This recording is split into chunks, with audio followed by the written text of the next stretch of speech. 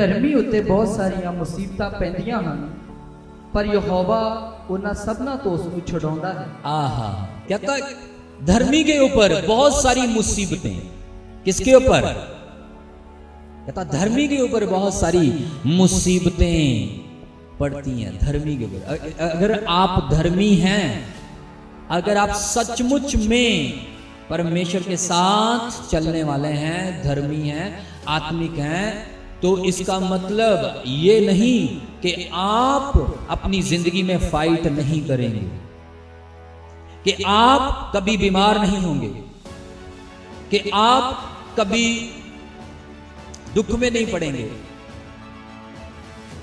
तो धर्मी के ऊपर, इसलिए शैतान कभी कभी ऐसी परिस्थिति में आपको आपके कान में, आपके दिल में डाल सकता है कि मेरे ऊपर बीमारी नहीं आनी चाहिए, मैं बीमार नहीं होना चाहिए, मैं तो धर्मी बंदा हूं, मैं तो प्रेयर करता हूं। नो,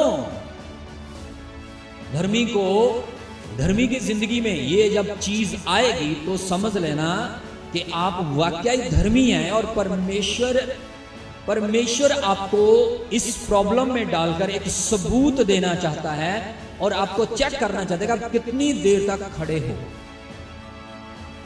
इस बीमारी के साथ भी आपका प्रेम उसके साथ रियल है या फेक है, आपका प्यार उसके साथ सच्चा है या फेक है। मतलब कि या डुप्लीकेट प्यार।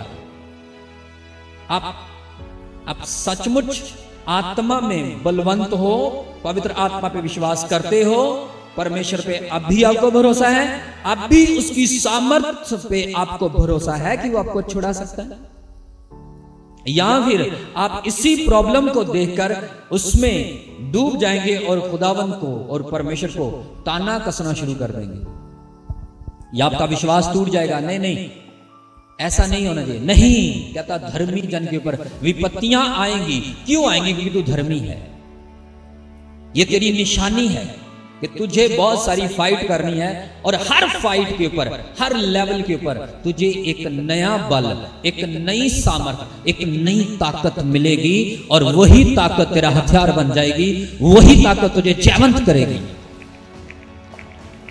तो यदि आप अपनी जिंदगी में कुछ ऐसा फेस कर रहे हो, अगर आप बीमारी से गुजर रहे हो, अगर आप दुख से गुजर रहे हो, अगर आप परेशानियों से गुजर रहे हो, तो डोंट वरी, आपको आनंदित होना है, आपको बने रहना है, आपको विश्वास में, प्रार्थना में, आत्मा में और बढ़ना है, क्योंकि आपको पता नहीं जब ये बीमारी, जब ये प्रॉब्लम जाएगी, पीछे कुछ छोड़ के जाने वाली है, एक बड़ी टेस्टामनी, एक बड़ी गवाही।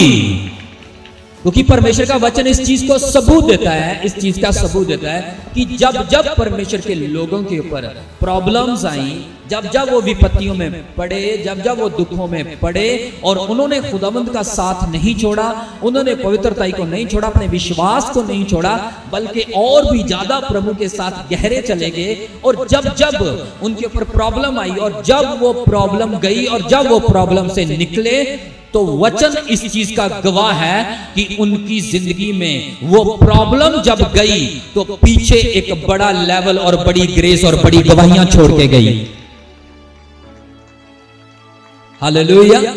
समझ आ रही कि नहीं आ रही? लेकिन वचन को हमें बड़े ध्यान से सुनना है।